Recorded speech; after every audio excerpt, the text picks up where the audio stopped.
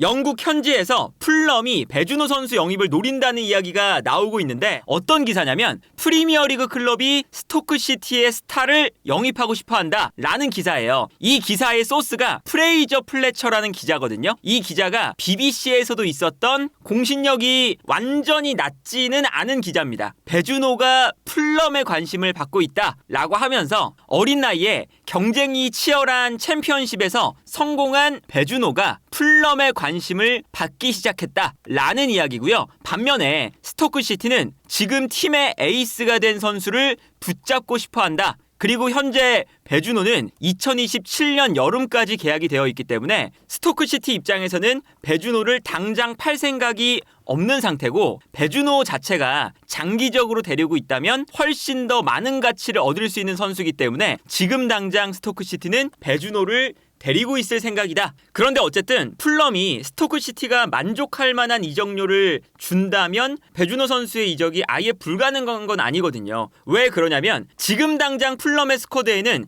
배준호 선수가 뛸 수 있을 만한 자리가 그렇게 많지는 않거든요. 왜 그러냐면 이선 자원이 굉장히 많아요. 윌리안도 있고요. 에밀 스미스로우, 이제 스미스로우가 아스날에서 풀럼으로 이적을 했죠. 그리고 에이스인 안드레아스 페레이라, 그리고 이워비도 있습니다. 여기에 오른쪽에는 해리 윌슨도 있고요. 오른쪽에 또 아다마 트라우레도 있어요. 여기에 더해서 텀 케어니도 공격형 미드필더로 뛸 수 있는 선수다 보니까 지금 현재 이선 자원만 해도 거의 6명에서 7명 정도의 자원이 배치가 되어 있거든요. 포지션으로 보면 이런 상태입니다. 최전방에 무니스가 있고 오른쪽에 이워비, 아다마, 그리고 윌슨, 중앙 지역에 페레이라와 케어니, 왼쪽에는 에밀 스미스로우와 윌리안, 각 포지션에 2명 정도의 선수가 이미 충분히 확보가 되어 있는 상태예요. 그러다 보니까 풀럼이 지난 시즌에도 그랬는데 이선 자원이 기본적으로 많고, 이 이선 자원들이 미드필더스러운 선수들이 굉장히 많거든요. 예를 들면 뭐 이워비 같은 경우에도 미드필더로 뛸 수 있고, 케어니도 미드필더로 뛸 수 있고, 스미스로우도 미드필더로 뛸 수 있잖아요. 그러다 보니까 지난 시즌에도 한 명을 그냥 약간 올려서 역삼각형의 미드필더 라인을 만들면서 공격형 미드필더를 2명을 배치하는 전형도 쓰는 팀이에요. 그래서 어쨌든 현재 이선 라인에는 선수가 굉장히 많은 상태고, 심지어 스미스로우, 윌리안, 페레이라, 케어니, 이워비, 아다마 트라오레,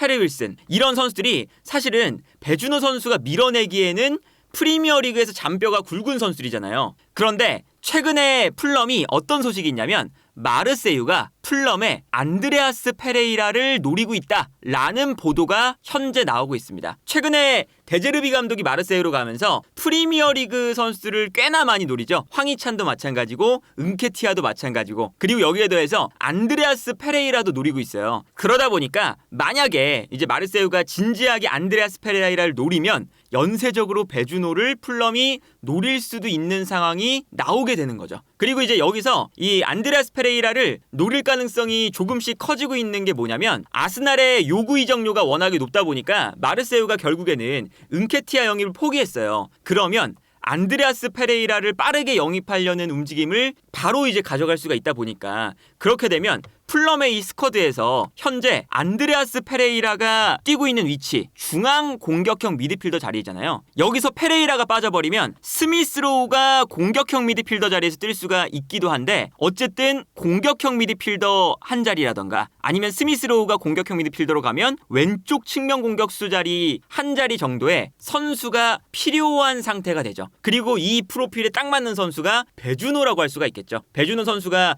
왼쪽 측면 공격수 및 공격형 미드필더에서 둘 다 활용이 가능한 자원이다 보니까 아마도 풀럼의 마르코 실바 감독의 전술에 잘 맞는 유형의 선수일 거거든요. 기본적으로 이 마르코 실바 감독의 전술이 최전방에 있는 공격수의 포스트 플레이를 일단 굉장히 중요시하는 감독입니다. 그래서 우리가 지지난 시즌에는 미트로비치라는 피지컬이 매우 좋은 공격수가 풀럼에 있었고요. 그리고 실제로 미트로비치가 굉장히 잘했죠. 그리고 지난 시즌에는 무니스가, 물론 전반기에는 그렇게 많이 못 나왔지만 후반기에 이 무니스가 미트로비치의 대체자 역할을 굉장히 잘해줬었죠. 그리고 이 무니스의 백업으로는 울버햄튼에서 뛰던 히메네스가 있거든요. 그러니까 이게 어떤 스타일이냐면, 풀럼이 수비에서 공격으로 올라갈 때 최전방 공격수의 포스트 플레이를 충분히 활용을 합니다. 그래서 최전방 공격수에게 보내주고요. 여기서 등을 지면서 버틴 다음에 떨어뜨려주는 순간 오른쪽, 왼쪽, 중앙에 있는 이 이선 자원들이 순식간에 달려들어서 이 세컨볼을 가져오기 위해 굉장히 좁은 위치로 모여들어요. 그리고 이때 왼쪽에 뭐 안토니 로빈슨이라던가 오른쪽에 테테라던가 공격적인 풀백이 올라가면서 좌우 측면을 넓게 활용을 하는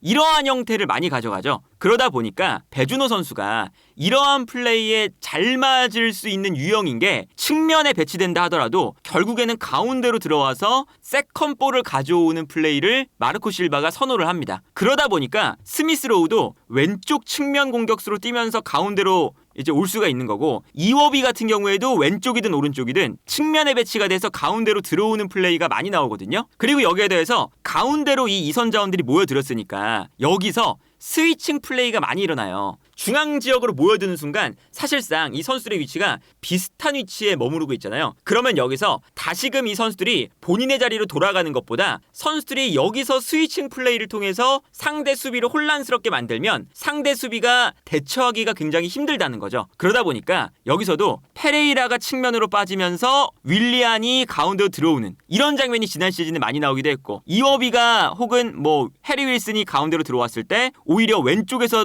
중앙으로 치고 들어오던 선수가 반대편으로 돌아뛰는 이런 장면도 많이 나왔었습니다. 그렇기 때문에 배준호 선수의 장점 자체가 측면과 중앙을 가리지 않고 오가는 플레이가 가능하다는 거잖아요. 이제 그런 생각을 해보면 배준호 선수의 위치 자체가 요 안드레아스 페레이라가 뛰고 있는 공격형 미드필더도 될 수 있고 왼쪽에 있는 스미스 로우와 윌리안의 자리가 될 수도 있지 않을까. 사실은 이 오른쪽 같은 경우는 이제 해리 윌슨도 있고 아다마 트라오레도 있고, 물론 풀럼은 이쪽이 가장 약하긴 해요. 아다마 트라오레와 해리 윌슨이 그렇게까지 풀럼에서도 막 강력한 자원은 아니고요. 사실 지난 시즌에 버비 리드라는 선수가 있는데 이 버비 리드는 레스터 시티로 이적을 완료한 상태입니다. 그러다 보니까 이 오른쪽 지역에서 확실하게 주전급 자원은 그렇게까지 많이 없는 상황이고, 그러다 보니까 이워비가 중앙 미드필더도 뛸 수 있고 사실은 왼쪽에서 뛸 수 있지만 이번 시즌은 오른쪽에서 뛰지 않을까 예상이 좀 되고 있거든요. 그리고 사실 확실한 주전 자원이 오른쪽에는 없다 보니까 프리시즌 경기에서는 케어니를 오른쪽에 두는 형태도 가져갔어요. 그러니까 중앙에 안드레아스 페레이라 그리고 오른쪽에 텀 케어니를 배치를 한 거죠. 그래서 케어니가 어차피 공격형 미드필더스러운 선수다 보니까 중앙 미드필더나 가운데로 들어오는 플레이를 하게 하고 오른쪽 풀백이 올라가거나 아니면 중앙에 있던 선수가 측면으로 빠지는 이런 스위칭 플레이를 가져갔었거든요. 그렇기 때문에 배준호 선수가 만약에 풀럼에 온다면 기본적으로 팀의 성향과 전술에도 잘 맞는 선수고, 여기에 더해서 왼쪽과 중앙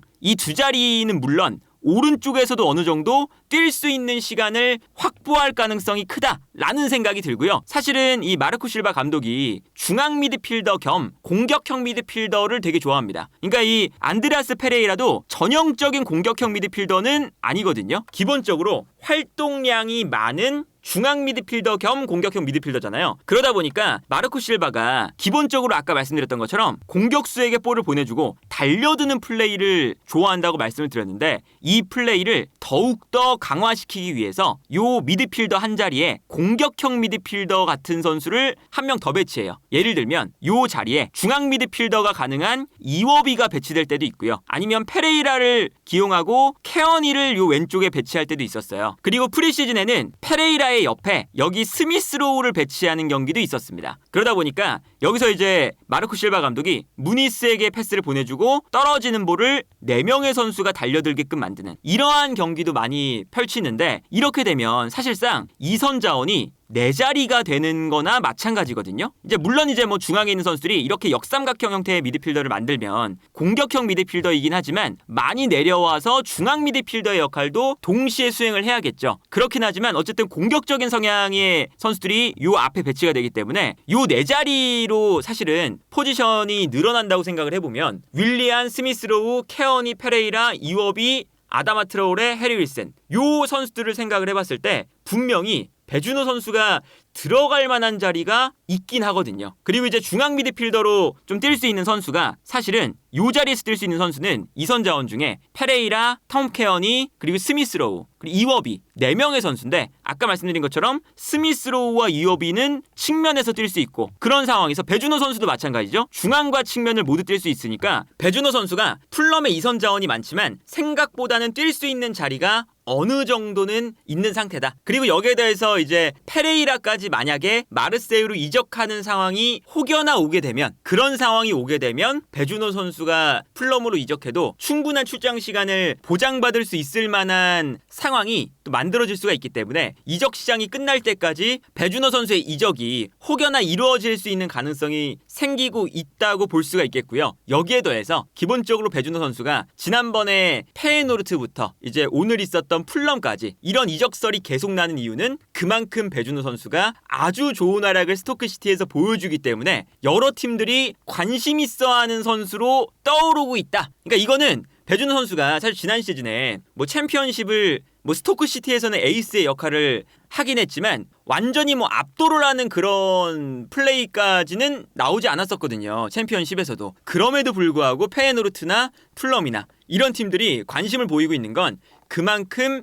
현지에서 보기에도 잠재력이 높은 선수라는 것을 알 수가 있는 거죠. 그렇기 때문에 배준호 선수의 활약이 더욱더 이번 시즌 기대가 되지 않나 싶네요.